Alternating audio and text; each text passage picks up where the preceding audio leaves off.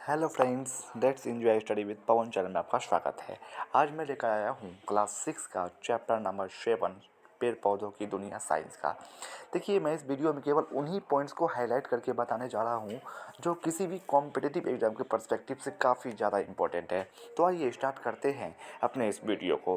देखिए, इसमें पहला पॉइंट है कि पेड़ पौधों की को तना के आधार पर 3 वर्गों में बांटा गया है: शाक, झाड़ी तथा वृक्ष, जिसको हम इंग्लिश में हर्ब, श्रब्स और ट्री बोलते हैं। नेक्स्ट पॉइंट है कि जिन पौधों के पत्ते हरे और कोमल होते हैं तथा सामान्यतः कम ऊंचाई के होते हैं उन्हें हम शाक कहते हैं।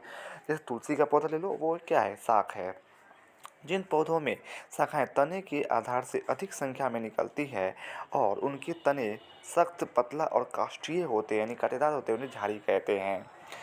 नेक्स्ट पॉइंट है कि जिन पौधों के तने सख्त, भूरी छाले वाले और मोटे होते हैं और जिनकी शाखाएं तने के ऊपरी भाग से निकलती है उन्हें वृक्ष कहते हैं। फिर नेक्स्ट पॉइंट है, किसी पौधे की डाली पर एक जगह से एक ही पत्ती निकलती है, यानी डाली पर एक जगह से केवल एक ही पत्ती निकलेगी, तो ऐसी पत्ती को हम अकेली पत्ती या एकल पत्ती कहते हैं। जैसे कि ऐसा इमेज दिखाता हूँ मैं। देखिए, इसमें क्या है कि प्रत्येक डाली से एक ही पत्ती निकल लेगी एक बार में, तो ये क्या है? एकल पत्ती है। चलिए फिर नेक्स्ट पॉइंट पर चलते हैं हम।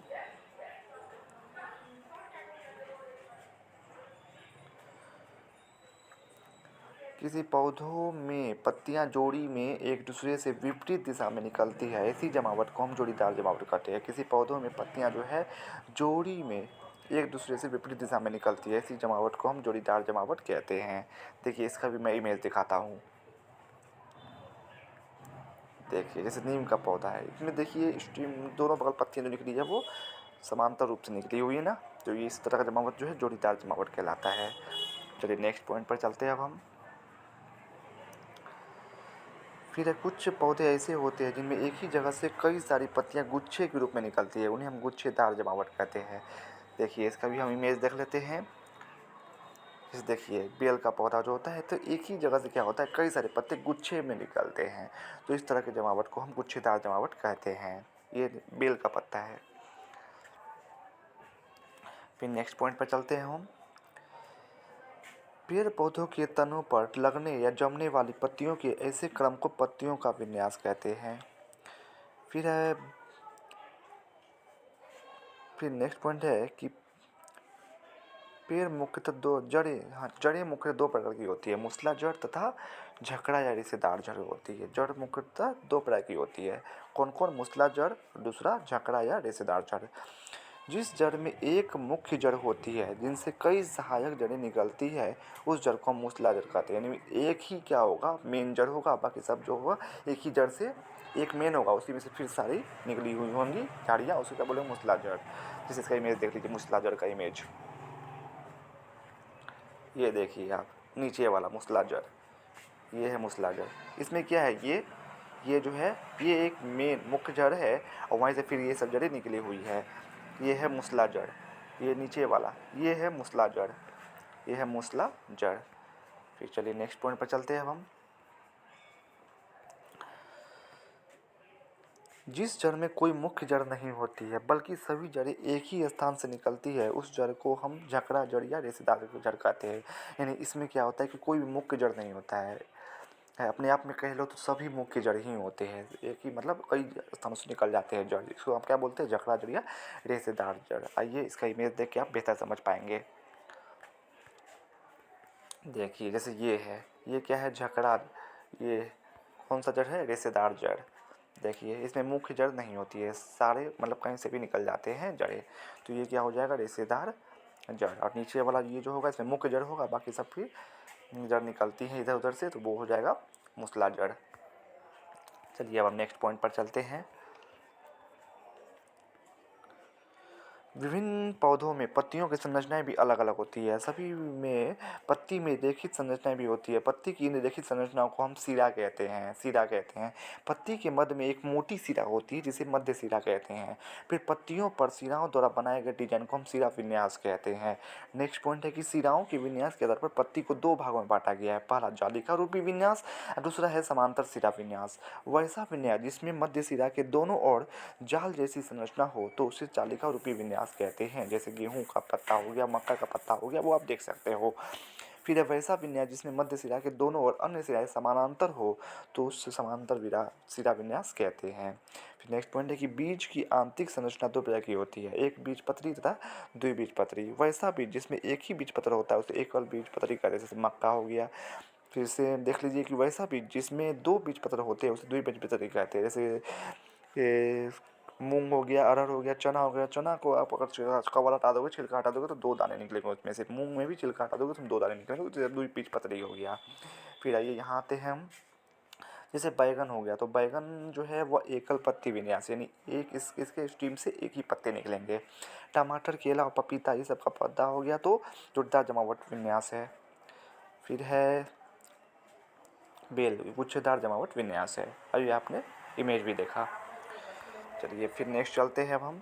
यदि किसी पौधों की पत्ती में समांतर सिरा विन्यास हो तो उसकी जड़ें झकड़ा होती है। काफ़ी ज़्यादा इंपॉर्टेंट पॉइंट।